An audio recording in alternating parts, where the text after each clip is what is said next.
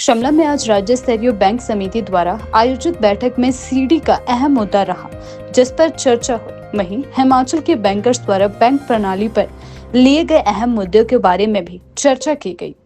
जी, मेरा नाम प्रदीप आनंद केशरी है। मैं एसएलबीसी कन्वेनर हूँ हिमाचल प्रदेश स्टेट के लिए, और मैं साथ ही साथ यूको बैंक का अंचल प्रमुख हूँ शिमला जोन के लिए।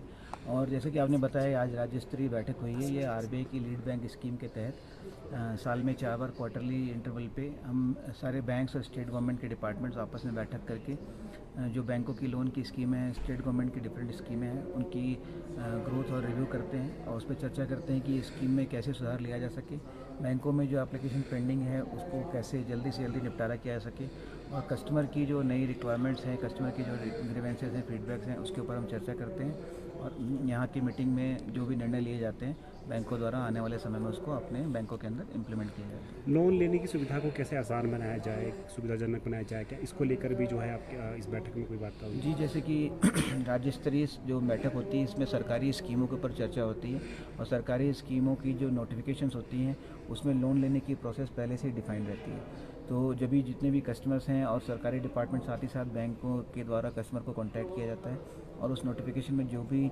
रिक्वायरमेंट्स और एप्लीकेंट का क्राइटेरिया होता है, एप्लीकेशन उसके हिसाब से ली जाती है।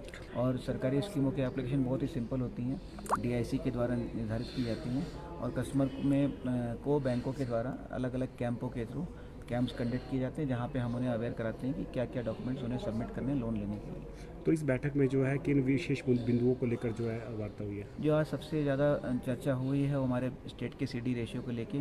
सीडी रेशियो में एक अच्छी इंप्रूवमेंट देखी गई है। जो 2 साल पहले 40% होता था, अभी वो 47% हो गया है। और चीफ सेक्रेटरी सर ने हमें कहा है कि हम इसको इस तरह से प्रयत्न करें कि अगले मार्च 25 तक ही 50% तक पहुँचे। दूसरा, जो हमारा एनुअल क्रेडिट प्लान है वो हमने 49% अचीव कर लिया है। उन्होंने ये भी डायरेक्शन दिया है कि बैंकों को बाई मार्च 25 एसीपी टारगेट ज़रूर अचीव करें, और साथ ही साथ जो भी सरकारी स्कीम है उसमें जितनी भी पेंडेंसी है वो सारी पेंडेंसी बैंकों की जो एक निर्धारित सीमा है उसके अंदर रहें, बहुत ज़्यादा लोन पेंडिंग न रहें बैंकों के द्वारा। कोई नए नियम भी जो है लागू होने जा रहे हैं, इसको लेकर भी क्या कोई वार्ता हुई है? जी, नए नियम ऐसा कुछ नहीं, लेकिन कुछ नई स्कीमें जो सरकार की लॉन्च हुई हैं, जैसे कि doctor Y S Parmar education loan योजना, राजीव गांधी स्वावलंबन योजना, इन सारी स्कीमों पर चर्चा हुई है, और आने वाले समय में इन स्कीमों के थ्रू जो लाभार्थी उनको ऋण दिया जाएगा।